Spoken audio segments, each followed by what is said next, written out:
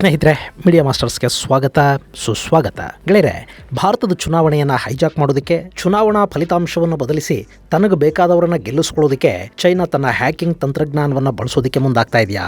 ಇಂಥದ್ದೊಂದು ಸಂಚು ನಡೀತಿದೆ ಅನ್ನೋ ಮಾಹಿತಿಯನ್ನ ಮೈಕ್ರೋಸಾಫ್ಟ್ ಹೊರಹಾಕಿದೆ. ಭಾರತ, ಅಮೆರಿಕ ಹಾಗೂ ಇನ್ನಿತರ ದೇಶಗಳಲ್ಲಿ ನಡೆಯಲಿರುವ ಚುನಾವಣೆಗಳಲ್ಲಿ ಚೈನಾ ಈ ಬಾರಿ ತನ್ನ ಕೈ ಚಳಕವನ್ನು ತೋರಿಸೋದಕ್ಕೆ ಹೋಗುತ್ತೆ ಅನ್ನೋ ಎಚ್ಚರಿಕೆಯನ್ನ ಮೈಕ್ರೋಸಾಫ್ಟ್ ಕೊಟ್ಟಿದೆ. ಹಾಗಂತ ನಮ್ಮ EVM ಮಿಷನ್ಗಳನ್ನು ಹ್ಯಾಕ್ ಮಾಡಿ ನಾವು ಯಾರಿಗೋ ವೋಟ್ ಹಾಕಿದ್ರೆ ಅದು ಇನ್ಯಾರಿಗೋ ಬೀಳೋ ಹಾಗೆ ಅಥವಾ ನಮ್ಮ ವೋಟುಗಳನ್ನೇ ಬದಲಾಯಿಸೋ ಕೆಲಸವನ್ನ ಚೈನಾ ಮಾಡುತ್ತೆ ಅಂತಲ್ಲ, ಅದು ಸಾಧ್ಯವೂ ಇಲ್ಲ. ಆದರೆ ಚುನಾವಣೆಯ ಸಂದರ್ಭದಲ್ಲಿ ಚೈನಾ ಸುಳ್ಳು ಸುದ್ದಿಗಳನ್ನು ಹಬ್ಬಿಸೋ ಮೂಲಕ ಮತದಾರರ ಮೇಲೆ ಪ್ರಭಾವ ಬೀರುವ ಹಾಗೂ ಆ ಮೂಲಕ ತನಗೆ ಬೇಡದ ಪಕ್ಷವನ್ನ ಈ ಚುನಾವಣೆಯಲ್ಲಿ ಸೋಲಿಸುವ ಪ್ರಯತ್ನವನ್ನ ಮಾಡುತ್ತೆ ಅನ್ನೋದು ಮೈಕ್ರೋಸಾಫ್ಟ್ ಕೊಡ್ತಾ ಇರೋ ಎಚ್ಚರಿಕೆ. ಈ ಕೆಲಸವನ್ನ ಬರೀ ಭಾರತದಲ್ಲಿ ಮಾತ್ರ ಅಲ್ಲ, ಅಮೆರಿಕಾದಲ್ಲಿ ಕೂಡ ಮಾಡೋ ಪ್ರಯತ್ನವನ್ನ ಚೈನಾ ಈಗಾಗಲೇ ಮಾಡ್ತಾ ಇದೆ ಅಂತ ಮೈಕ್ರೋಸಾಫ್ಟ್ ಹೇಳಿದೆ.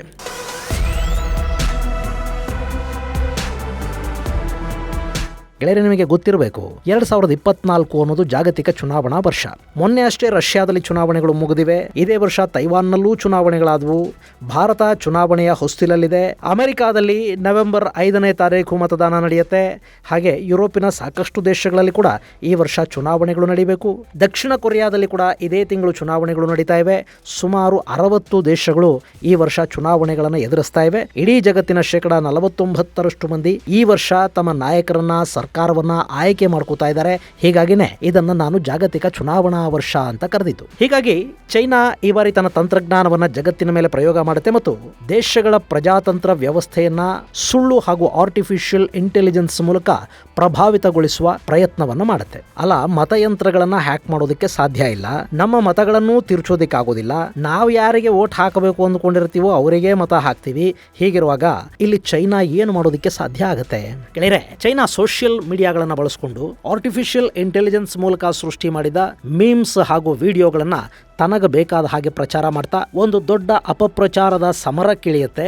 ಆ ಮೂಲಕ ಜನರ ದಿಕ್ಕು ತಪ್ಪಿಸುತ್ತೆ ಅನ್ನೋದು ಮೈಕ್ರೋಸಾಫ್ಟ್ ಕೊಡ್ತಾ ಇರೋ ಎಚ್ಚರಿಕೆ. ಇತ್ತೀಚೆಗೆ ಅಮೆರಿಕಾದಲ್ಲಿ ಅಧ್ಯಕ್ಷ ಬಿಡೆನ್ ದನಿಯಲ್ಲಿ ಅಲ್ಲಿನ ಸಾಕಷ್ಟು ಮತದಾರರಿಗೆ ಒಂದು ಆಡಿಯೋ ಸಂದೇಶ ರವಾನೆ ಆಯಿತು. ಅದರಲ್ಲಿ ಯಾರು ಮತ ಚಲಾವಣೆ ಮಾಡಬೇಡಿ ಅಂತ ಬಿಡೆನ್ ಮನವಿ ಮಾಡ್ಕೊಂಡು ಹಾಗೆ ಇತ್ತು. ದನಿ ಕೂಡ ಬಿಡೆನ್ ಅವರದ್ದೇ. ಇದನ್ನು ಕೇಳಿಸ್ಕೊಂಡು ಜನ ಬುದ್ಧಿವಂತರಾದ್ರೆ ನಕ್ಕು ಸುಮ್ಮನಾಗ್ತಾರೆ. ಹಾಗಲ್ಲದೆ ಆವರೇಜ್ ಬುದ್ಧಿವಂತಿಕೆ ಜನ ಆದರೆ ನಿಜ ಇದ್ರೂ ಇರಬಹುದು ಅಂದ್ಕೋತಾರೆ. ಹಾಗೆ ಒಂದು 5-10% ಮತಗಳು ಏರುಪೇರಾದರೂ ಕೂಡ ಗೆಲ್ಲಬೇಕಾದ ಅಭ್ಯರ್ಥಿ ಸೋಲ್ತಾನೆ, ಸೋಲಬೇಕಾದ ಅಭ್ಯರ್ಥಿ ಗೆದ್ದು ಬಿಡ್ತಾನೆ.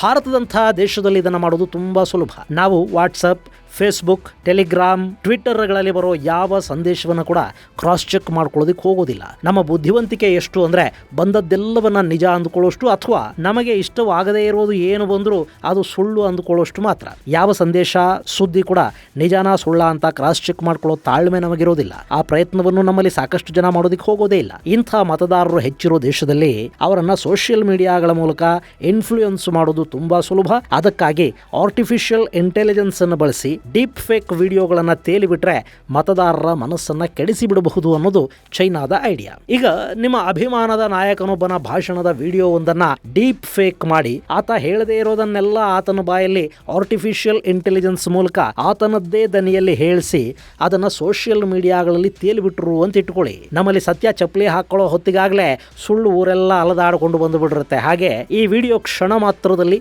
ಕೋಟ್ಯಂತರ ಜನರನ್ನ ತಲುಪಿ ಒಂದು ಅಭಿಪ್ರಾಯವನ್ನು ಕೂಡ ಬಿಲ್ಡ್ ಮಾಡಿಬಿಡುತ್ತೆ. ಆಮೇಲೆ ಅದು ನಾನು ಹೇಳಿದ್ದಲ್ಲ ಅಂತ ನಾಯಕ ಎಷ್ಟೇ ಹೇಳಿದ್ರು ನಂಬೋರು ಯಾರು?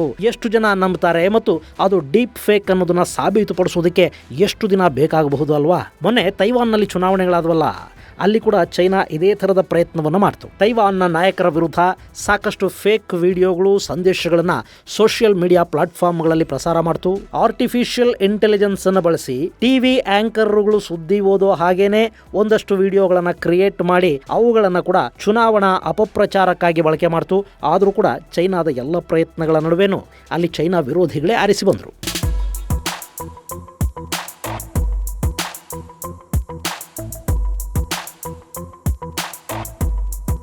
ಇನ್ನು ಅಮೆರಿಕಾದಲ್ಲಿ ಕೂಡ ಈಗಾಗಲೇ ಚೈನಾ ಇಂಥ ಪ್ರಯತ್ನವನ್ನ ಆರಂಭ ಮಾಡಿದೆ. ಅಲ್ಲಿ ಜನಾಂಗೀಯ ದ್ವೇಷಕ್ಕೆ ಕಾರಣವಾಗುವಂತಹ ವಿಡಿಯೋಗಳನ್ನ ಸೋಷಿಯಲ್ ಮೀಡಿಯಾಗಳ ಮೂಲಕ ಪ್ರಸಾರ ಮಾಡುವ ಕೆಲಸ ನಡೀತಾ ಇದೆ. ಇದು ಷಡ್ಯಂತ್ರದ ಭಾಗವಾಗಿರೋದ್ರಿಂದ ಅಲ್ಲಿ ಆ ವಿಡಿಯೋಗಳು ಅತಿ ಹೆಚ್ಚು ಜನರನ್ನ ತಲುಪುವ ಹಾಗೆ ಕೂಡ ಮಾಡಲಾಗುತ್ತೆ. ಆ ವಿಡಿಯೋಗಳು ಜನರ ಮನಸ್ಸುಗಳಲ್ಲಿ ವಿಷ ತುಂಬುವುದರಲ್ಲಿ ಯಶಸ್ಸನ್ನು ಪಡ್ಕೊಳ್ಳುತ್ತವೆ. ಇಂಥದೊಂದು ಟಾಸ್ಕ್ ಅನ್ನ ಚೈನಾ ತನ್ನ ಹಾಗೂ ಉತ್ತರ ಕೊರಿಯಾದ ಹ್ಯಾಕರ್ಸ್ಗೆ ಕೊಟ್ಟಿದೆ. ಚೈನಾದ ಫ್ಲಾಕ್ಸ್ ತೈಫಾನ್ ಅನ್ನೋದು ಭಾರತ, ಫಿಲಿಪೈನ್ಸ್, ಹಾಂಗ್ಕಾಂಗ್ ಮತ್ತು ಯುನೈಟೆಡ್ ಸ್ಟೇಟ್ಸ್ನ ಟೆಲಿಕಮ್ಯುನಿಕೇಷನ್ ಸಾಫ್ಟ್ವೇರ್ಗಳ ಮೇಲೆ ಪದೇ ಪದೇ ದಾಳಿ ಮಾಡ್ತಾ ಇದೆ ಮತ್ತು ಅವುಗಳನ್ನು ಹ್ಯಾಕ್ ಮಾಡೋ ಪ್ರಯತ್ನವನ್ನು ಮಾಡಿದೆ. ಹಾಗೆ ಕಳೆದ ಫೆಬ್ರವರಿಯಲ್ಲಿ ಭಾರತದ ಪ್ರಧಾನಿ ಕಾರ್ಯಾಲಯ ಮತ್ತು ರಿಲಯನ್ಸ್ ಹಾಗೂ ಏರ್ ಇಂಡಿಯಾಗಳ ವೆಬ್ಸೈಟ್ಗಳನ್ನು ಹ್ಯಾಕ್ ಮಾಡೋ ಪ್ರಯತ್ನವನ್ನು ಮಾಡಿದ್ದಾಗಿ ಚೈನಾದ ಹ್ಯಾಕರ್ಸ್ ಗ್ರೂಪ್ ಒಂದು ಹೇಳಿಕೊಂಡಿತ್ತು. ಹಾಗೆ ಚೈನಾದ ಹ್ಯಾಕರ್ಸ್ ಭಾರತಕ್ಕೆ ಸೇರಿದ ಸುಮಾರು 95 ಗಿಗಾಬೈಟ್ಸ್ನಷ್ಟು ಇಮಿಗ್ರೇಷನ್ ಡಾಟಾನ ಕಳವು ಮಾಡಿದ್ದಾರೆ ಮತ್ತು ಆ ಮಾಹಿತಿಯನ್ನು ಗಿಟ್ ಹಬ್ ಅಲ್ಲಿ ಪೋಸ್ಟ್ ಮಾಡಿದ್ದಾರೆ ಅಂತ ವಾಷಿಂಗ್ಟನ್ ಪೋಸ್ಟ್ ಇತ್ತೀಚೆಗಷ್ಟೇ ವರದಿ ಮಾಡಿತ್ತು. ಹೀಗೆ ಭಾರತದ ಮೇಲೆ ನಿರಂತರವಾಗಿ ಸೈಬರ್ ಯುದ್ಧವನ್ನು ಮಾಡುತ್ತಲೇ ಇರೋ ಚೈನಾ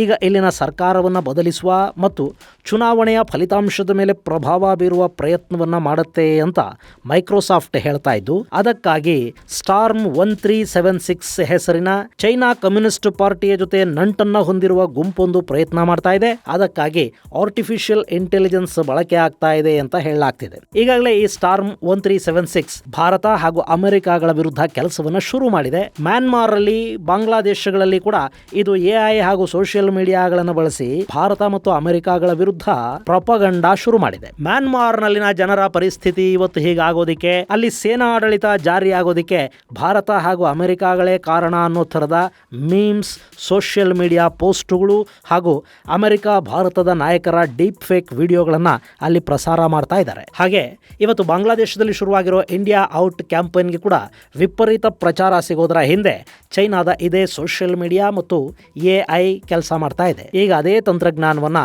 ಚುನಾವಣೆಯ ಹಿನ್ನೆಲೆಯಲ್ಲಿ ಬಳಕೆ ಮಾಡೋದಕ್ಕೆ ಚೈನಾ ಹೋಗ್ತಾ ಇದೆ.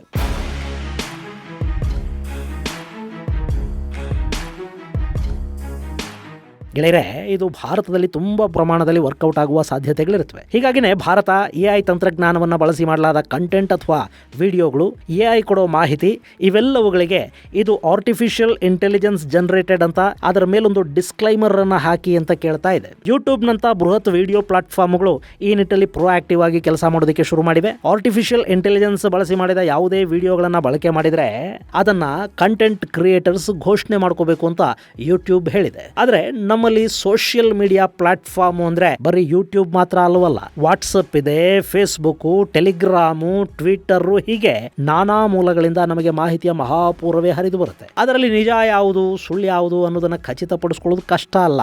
ಅದಕ್ಕೆ ಸ್ವಲ್ಪ ಕಾಮನ್ ಸೆನ್ಸ್ ಅನ್ನ ಅಪ್ಲೈ ಮಾಡಬೇಕು. ಅದರ ಜೊತೆಗೆ ನಮಗೊಂದಷ್ಟು ಸಮಯನ ಕೂಡ ಖರ್ಚು ಮಾಡಿ ಇಂಟರ್ನೆಟ್ ಅನ್ನು ಬಳಸಿ ಹುಡುಕಿದ್ರು ಕೂಡ ನಮಗೆ ನಿಜ ಸುಳ್ಳುಗಳು ಗೊತ್ತಾಗಿ ಬಿಡುತ್ತವೆ. ಆದರೆ ಅಷ್ಟು ತಾಳ್ಮೆ ಇವತ್ತು ಯಾರಿಗಿದೆ? ಮೆಸೇಜ್ ಬಂತು ಅಂದ ಕೂಡಲೇ ಅದನ್ನು ನಾವು ತಡ ಮಾಡದೆ ಫಾರ್ವರ್ಡ್ ಮಾಡಿಬಿಡ್ತೀವಿ. ಇಂಥ ಮೆಸೇಜ್ಗಳಲ್ಲಿ ಸಮಾಜಗಳ ನಡುವೆ ಬೆಂಕಿ ಹಚ್ಚುವ, ಮನಸ್ಸುಗಳನ್ನು ಘಾಸಿ ಮಾಡುವ, ನಮ್ಮ ಸೆಂಟಿಮೆಂಟ್ಗಳನ್ನು ಕದಡುವ ಸಂದೇಶಗಳಿದ್ರೆ ನಾವು ಇನ್ನೂ ವೇಗವಾಗಿ ಅವುಗಳನ್ನು ಫಾರ್ವರ್ಡ್ ಮಾಡ್ತಾ ಹೋಗ್ತೀವಿ. ನಮ್ಮ ಈ ಅತಿಯಾದ ಉತ್ಸಾಹ ಇದೆಯಲ್ಲ, ಇದೇ ದುಷ್ಟರಿಗೆ ನಮ್ಮ ವಿರುದ್ಧ ಬಳಸೋದಕ್ಕೆ ಆಯುಧವನ್ನು ಕೊಡುತ್ತೆ. ಚುನಾವಣೆಯ ಹೊಸ್ತಿಲಲ್ಲಿ ಅಂಥ ಡೀಪ್ ಫೇಕ್ ವಿಡಿಯೋಗಳು, ತಿರುಚಿದ ಸುದ್ದಿಗಳು, ಮಾಹಿತಿಗಳು ವಿಪರೀತ ಪ್ರಮಾಣದಲ್ಲಿ ಹರಿದಾಡುವ ಸಾಧ್ಯತೆ ಇರುತ್ತೆ. ಇದರ ಹಿಂದೆ ಚೈನಾ ಇರಬಹುದು ಅಥವಾ ಮತ್ತಿನ್ಯಾರು ಬೇಕಾದರೂ ಇರಬಹುದು. ಗೆಳೆಯರೆ, ನಿಮಗೆ ಗೊತ್ತಿರಲಿ ಅಂತ ಹೇಳ್ತಾ ಇದ್ದೀನಿ, ಮೊನ್ನೆ ಇರಾನ್ ಬೆಂಬಲಿತ ಹ್ಯಾಕರ್ಸ್ ಸೌದಿ ಅರೇಬಿಯಾ ಸೇರಿದ ಹಾಗೆ ಸಾಕಷ್ಟು ದೇಶಗಳಲ್ಲಿ ಆರ್ಟಿಫಿಷಿಯಲ್ ಇಂಟೆಲಿಜೆನ್ಸ್ ಅನ್ನು ಬಳಸಿ ಡೀಪ್ ಫೇಕ್ ವಿಡಿಯೋಗಳನ್ನು ಸೃಷ್ಟಿ ಮಾಡಿ ಟೆಲಿವಿಷನ್ ನ್ಯೂಸ್ ಆಂಕರಿಂಗ್ ಮೂಲಕ ಸುಳ್ಳು ಸುದ್ದಿಗಳನ್ನು ಹಬ್ಬಿಸಿದ್ದು ದೊಡ್ಡ ಮಟ್ಟದಲ್ಲಿ ಸದ್ದು ಮಾಡ್ತು. ಆ ವಿಡಿಯೋಗಳಲ್ಲಿ ಇಸ್ರೇಲ್ ದಾಳಿಯಲ್ಲಿ ಸಾವಿಗೀಡಾದ ಪ್ಯಾಲೆಸ್ತೀನಿಯರ ಬಗ್ಗೆ ತಪ್ಪು ಮಾಹಿತಿ ಇತ್ತು. ಇಸ್ರೇಲ್ ವಿರುದ್ಧ ಪ್ಯಾಲೆಸ್ತೀನಿಯರನ್ನ ಕಾಪಾಡೋ ನಿಟ್ಟಲ್ಲಿ ಸೌದಿ ಅರೇಬಿಯಾ, UAE ಅಂಥ ದೇಶಗಳು ಯಾವ ಕ್ರಮವನ್ನು ತಗೊಳ್ತಾ ಇಲ್ಲ ಅಂತೆಲ್ಲ ಹೇಳಲಾಗಿತ್ತು. BBC ಅಂಥ ವಾಹಿನಿಗಳು ಕೂಡ ಈ ಫೇಕ್ ವಿಡಿಯೋದಲ್ಲಿ ಬಂದ ಅಂಕಿ ಅಂಶಗಳನ್ನು ನಂಬಿ ತಾವು ಕೂಡ ಅವುಗಳನ್ನು ಪ್ರಕಟಿಸೋದಕ್ಕೆ ಮುಂದಾಗಿದ್ವು. ಅಷ್ಟರ ಮಟ್ಟಿಗೆ ಇಲ್ಲಿ ಡೀಪ್ ಫೇಕ್ ನಡೀತಾ ಇದೆ. ನಮ್ಮಲ್ಲಿ ಕೂಡ ಇದಾಗೋದಿಲ್ಲ ಅಂತಲ್ಲ. ಕೆಣಕುವ, ನಮ್ಮ ಭಾವನೆಗಳನ್ನು ಕೆರಳಿಸುವ, ಯಾರದ್ದೋ ಬಗ್ಗೆ ಅಪಪ್ರಚಾರ ಮಾಡುವ, ಯಾರನ್ನೋ ವಿಲನ್ ಆಗಿ ಮಾಡುವ ಒಂದಷ್ಟು ವಿಡಿಯೋಗಳು ಇನ್ನು ಮುಂದೆ ನಿಮ್ಮ ಮೊಬೈಲ್ಗಳಲ್ಲಿ, ನಿಮ್ಮ ಸೋಷಿಯಲ್ ಮೀಡಿಯಾ ಪೇಜ್ಗಳಲ್ಲಿ ಕಾಣಿಸ್ಕೊಳ್ಳೋದಕ್ಕೆ ಶುರು ಆಗುತ್ತವೆ. ಬಂದ ವಿಡಿಯೋಗಳನ್ನೆಲ್ಲ ಫಾರ್ವರ್ಡ್ ಮಾಡೋದಕ್ಕೆ ಹೋಗಿಬಿಡಬೇಡಿ. ಅದು ನಮ್ಮ ವಿರುದ್ಧ, ನಮ್ಮ ಪ್ರಜಾತಂತ್ರ ವ್ಯವಸ್ಥೆಯನ್ನು ಹಾಳು ಮಾಡೋದಕ್ಕೆ ಯಾರೋ ನಮ್ಮ ಶತ್ರುಗಳು ಬಳಕೆ ಮಾಡ್ತಾ ಇರೋ ಮಾಹಿತಿಗಳು ಕೂಡ ಆಗಿರಬಹುದು. ಇದರ ಹಿಂದೆ ಚೈನಾ, ಉತ್ತರ ಕೊರಿಯಾಗಳೇ ಇರಲಿ, ಯಾರೇ ಇರಲಿ, ನಮ್ಮ ವಿರುದ್ಧ ಅದು ಬಳಕೆ ಆಗೋದು ಬೇಡ. ಆ ಎಚ್ಚರಿಕೆ ನಮಗಿದ್ರೆ ಸಾಕು. ಇದು ಗೆಳೆಯರೆ, ಆರ್ಟಿಫಿಷಿಯಲ್ ಇಂಟೆಲಿಜೆನ್ಸ್ ಹಾಗೂ ಡೀಪ್ ಫೇಕ್ ಮೂಲಕ ಭಾರತ ಅಮೆರಿಕಾಗಳ ಚುನಾವಣೆಯನ್ನು ಕೆಡಿಸೋದಕ್ಕೆ ಚೈನಾ ಮಾಡ್ತಾ ಇರೋ ಪ್ರಯತ್ನಗಳ ಬಗ್ಗೆ ಮೈಕ್ರೋಸಾಫ್ಟ್ ಕೊಡ್ತಾ ಇರೋ ಎಚ್ಚರಿಕೆ. ಮುಂದಿನ ಸಂಚಿಕೆಯಲ್ಲಿ ಮತ್ತಷ್ಟು ವಿಶೇಷಗಳ ಜೊತೆ ಮತ್ತೆ ಭೇಟಿಯಾಗೋಣ. ಅಲ್ಲಿವರೆಗೆ ಜೈ ಹಿಂದ್, ಜೈ ಕರ್ನಾಟಕ.